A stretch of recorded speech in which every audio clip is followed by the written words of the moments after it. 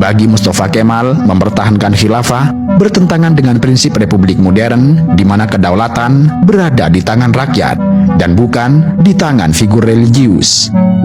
Ia bertekad memutus kesinambungan dengan masa lalu kekhalifahan Islam demi menegakkan identitas kebangsaan Turki yang sekuler, dan tekad ini diwujudkan segera pada tahun berikutnya. Pada 3 Maret 1924, Majelis Nasional Turki mengambil langkah tegas dengan menghapuskan kekhalifahan Utsmaniyah secara resmi. Jabatan khalifah dinyatakan tidak lagi diperlukan serta dianggap kontradiktif dengan aturan publik yang menegaskan kedaulatan di tangan rakyat. Khalifah Abdulmajid II yang baru sekitar 15 bulan menjabat langsung dilengsarkan dan diusir dari Turki bersama seluruh anggota keluarga dinasti Utsmaniyah yang tersisa.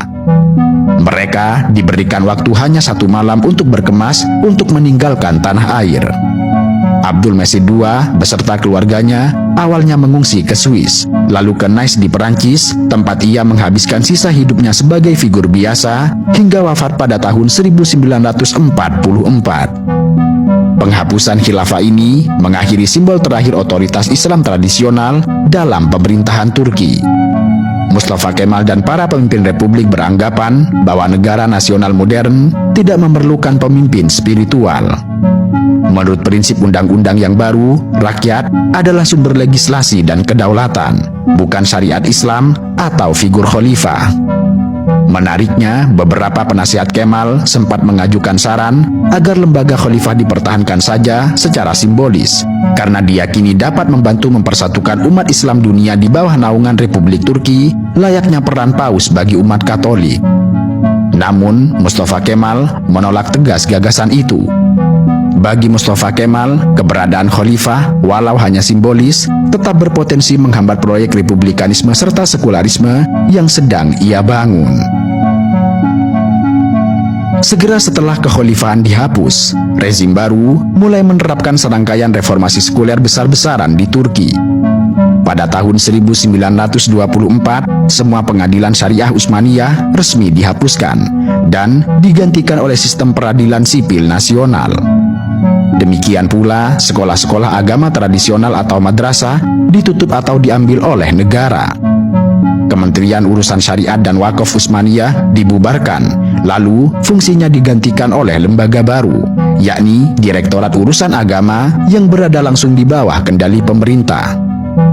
Sesuai undang-undang, direktorat bertugas mengurus hal ihwal ibadah dan akhlak Islam, memberikan penerangan agama kepada publik, serta mengawasi tempat-tempat ibadah.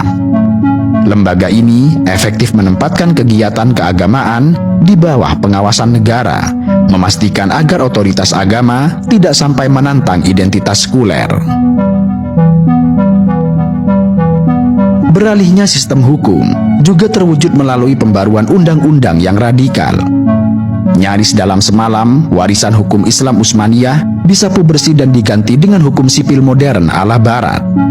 Dari Februari hingga Juni 1926, Turki mengadopsi sejumlah kodifikasi hukum Eropa. Hukum perdata Swiss, hukum pidana Italia, dan hukum dagang Jerman diberlakukan menggantikan kitab undang-undang Utsmaniyah sebelumnya. Dengan berlakunya hukum perdata baru, praktik poligami yang dulu diperbolehkan menurut hukum Islam dinyatakan ilegal, dan pernikahan ditetapkan sebagai perikatan sipil monogamis. Perceraian pun dialihkan menjadi wewenang pengadilan negeri dan bukan lagi melalui mahkamah syariah. Sistem hukum waris Islam yang membedakan hak berdasarkan gender diganti dengan aturan waris sipil yang memberikan hak waris setara bagi laki-laki maupun perempuan.